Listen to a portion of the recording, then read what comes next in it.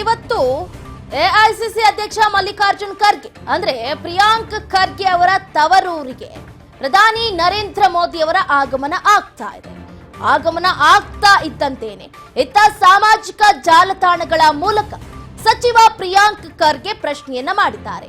ನರೇಗಾ ಕಾರ್ಮಿಕರ ವೇತನ ಯಾಕೆ ಬಿಡುಗಡೆ ಆಗ್ಲಿಲ್ಲ? ಇವೆಲ್ಲ ಪ್ರಶ್ನೆಗಳು ಕೇಳ್ತಾ ಇರುವಂತದ್ದು.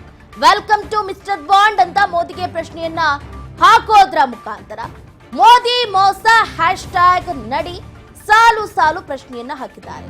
ಕಲಬುರಗಿ ಜಿಲ್ಲೆಗೆ ಸಂಬಂಧಿಸಿದ ಅಭಿವೃದ್ಧಿ ಕುರಿತು ಪ್ರಶ್ನೆಯನ್ನ ಮಾಡಿರುವಂತದ್ದು. ಹಾಗಾದ್ರೆ ಪ್ರಿಯಾಂಕ್ ಖರ್ಗೆ ಅವರು ಕೇಳಿರುವಂತಹ ಪ್ರಶ್ನೆಗಳನ್ನ ಗಮನಿಸ್ತಾ ಇದ್ದೀರಿ. ನರೇಗಾ ಕಾರ್ಮಿಕರ ವೇತನ ಯಾಕೆ ಇನ್ನೂ ಕೂಡ ಬಿಡುಗಡೆ ಮಾಡ್ತಾ ಇಲ್ಲ? ಏನು ಮೋದಿ ಸರ್ಕಾರ ದಿವಾಳಿ ಆಗಿದ್ಯಾ ಅಂತ ಪ್ರಶ್ನೆಯನ್ನ ಮಾಡಿದ್ದಾರೆ.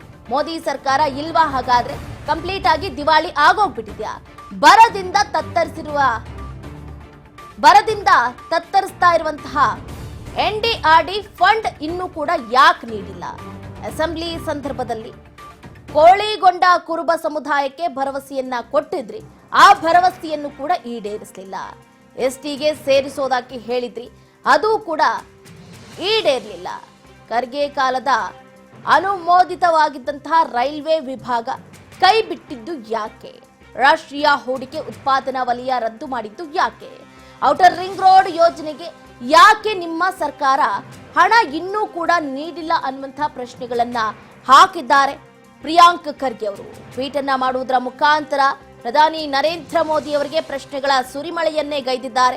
ಈ ಹಿಂದೆ ಅಷ್ಟೇ ಕೋಮು ಗಲಭೆ ಆಗಿರ್ಬೋದು, ಸುಳ್ಳುಗಳೇ ಆಗಿರ್ಬೋದು, ಮೋದಿ ಗ್ಯಾರಂಟಿ ಅಂತ ಟೀಕೆಯನ್ನ ಮಾಡಿದ್ರು.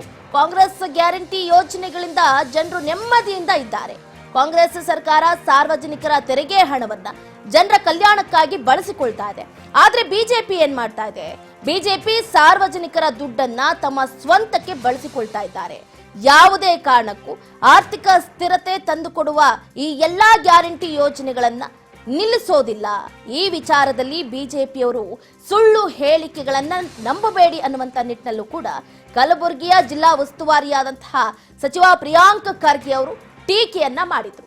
ಆ ಟೀಕೆಯ ನಂತರ ಇವತ್ತು ಪ್ರಧಾನಿ ನರೇಂದ್ರ ಮೋದಿ ಅವರು ಇದೇ ಕಲಬುರಗಿಗೆ ಆಗಮಿಸ್ತಾ ಇದ್ದಂತೇನೆ ಪ್ರಶ್ನೆಗಳ ಸುರಿಮಳೆಗೈದಿದ್ದಾರೆ. ವೆಲ್ಕಮ್ ಟು ಮಿಸ್ಟರ್ ಬಾಂಡ್ ಅಂತ ಮೋದಿಗೆ ಪ್ರಶ್ನೆಯನ್ನ ಮಾಡಿರುವಂತದ್ದು.